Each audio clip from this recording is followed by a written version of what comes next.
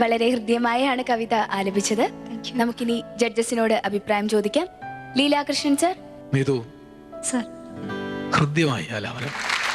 വളരെ തീക്ഷ്ണമായ ഒരു വൈകാരിക സന്ദർഭമാണ്. അമ്മ കാട്ടിലേക്ക് മകനെ യാത്രയക്കുകയാണ്. വിരിഞ്ച, പത്മാസന, ദിക്പാലകന്മാരെ തുടങ്ങിയ എല്ലാ ദേവകളെയും 33 കോടി ദേവകളെയും വിളിച്ച് എൻ മകനാശു നടക്കുന്ന നേരവും കന്മഷം തീർന്നിരുന്നിടുന്ന നേരവും തൻ മതി കെട്ടുറങ്ങിയിടുന്ന നേരവും സമോദമാശു രക്ഷിച്ചിടുവിൻ നിങ്ങൾ. അങ്ങനെ പ്രപഞ്ചത്തിന്, പ്രകൃതിക്ക് തൻ്റെ പുത്രനെ രക്ഷിക്കാനുള്ള അധികാരം കൊടുത്ത് പ്രാർത്ഥിച്ച് അനുഗ്രഹിച്ചയക്കുന്ന അമ്മ പിന്നെ സീതയോട് ചെന്ന് യാത്രാനുവാദം ചോദിക്കുന്ന സന്ദർഭം വരെയാണ്. വളരെ തീക്ഷ്ണമായ ആ സന്ദർഭങ്ങളെ അതിൻ്റെ എല്ലാ വൈകാരിക ശുദ്ധിയോടും കൂടി അതിൻ്റെ അനുഭവങ്ങളെ മുഴുവൻ ഞങ്ങളുടെ മനസ്സിലേക്കും പകർത്തുന്ന വിധത്തിൽ ആലപിച്ചു. എവിടെയോ ഒന്ന് ഇടറിപ്പോയി അല്ലേ? 1-2 സ്ഥലങ്ങളിൽ ഇടർച്ചയുണ്ടായി. ആ ഇടർച്ച മാറണം. അതിന് കവിത അനുഗ്രഹിക്കട്ടെ. അഭിനന്ദനങ്ങൾ. പ്രഭാവർമ്മ സർ. നാടകീയത മുറ്റി നിൽക്കുന്ന ഒരു കാവ്യഭാഗമാണ്, ഒരു മുഹൂർത്തമാണ്. കൗസല്യ, ലക്ഷ്മണൻ, സീത എന്നിവരോട് യാത്ര ചോദിക്കുകയാണ് രാമൻ വനത്തിലേക്ക് പോകാൻ. ശ്രീരാമൻ്റെ ഭാഷണങ്ങളും ഇതിൽ വരുന്നുണ്ട്.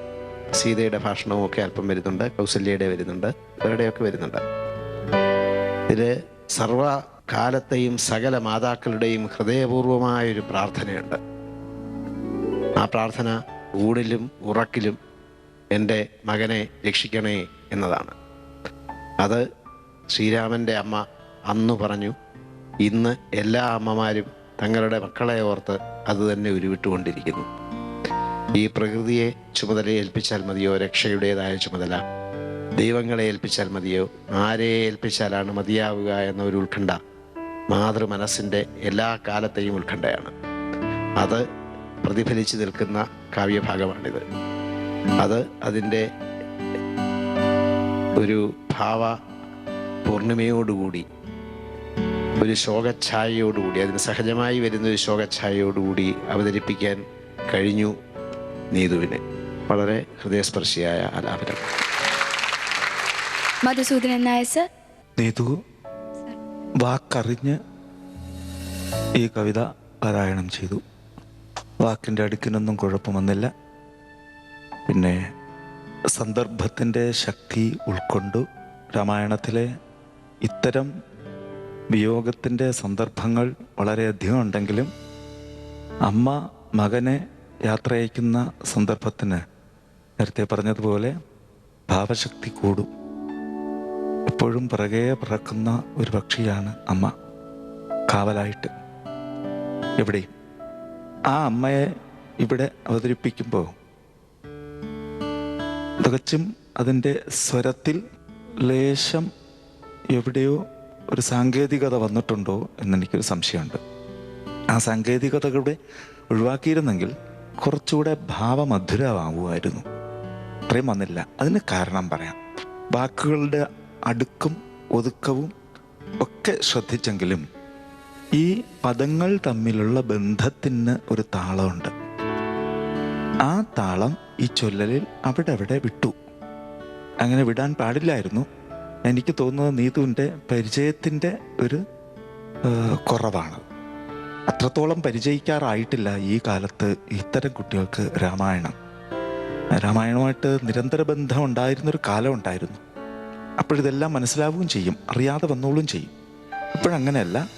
ഇത് കുറച്ച് സാങ്കേതികമായിട്ട് തന്നെ നിങ്ങൾ അവതരിപ്പിക്കുന്നത്. അതുകൊണ്ട് അതിൻ്റേതായ ഒരു ചെറിയ പതറിച്ച കാല് വെച്ച് പോകുമ്പോൾ ഉണ്ടാകുന്ന ഒരു ചെറിയ പതറിച്ച അത് വന്നിട്ടുണ്ട് എന്ന് ഞാൻ വ്യക്തമായിട്ട് തന്നെ അറിയുന്നു.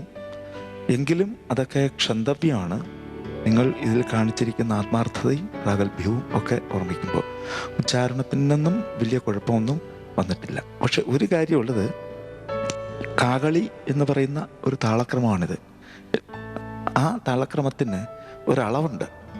ആ അളവ് ചൊല്ലുന്ന വഴിക്ക് എവിടെയെങ്കിലും ദീക്ഷിക്കാൻ ശ്രമിച്ചാൽ ഭാവം കൃത്യമായിട്ട് പ്രകാശിപ്പിക്കാൻ സാധിക്കും.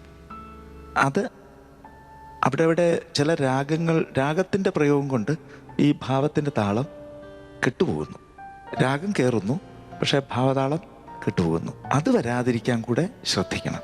അങ്ങനെ ചെയ്യുമ്പോൾ അടുത്തത് ഇതിനേക്കാൾ ഗംഭീരമാവും, അതിൻ്റെ അടുത്തത് ഇതിനേക്കാളും ഗംഭീരമാവും. അങ്ങനെ ഉത്തരോത്തരം നന്നാവട്ടെ.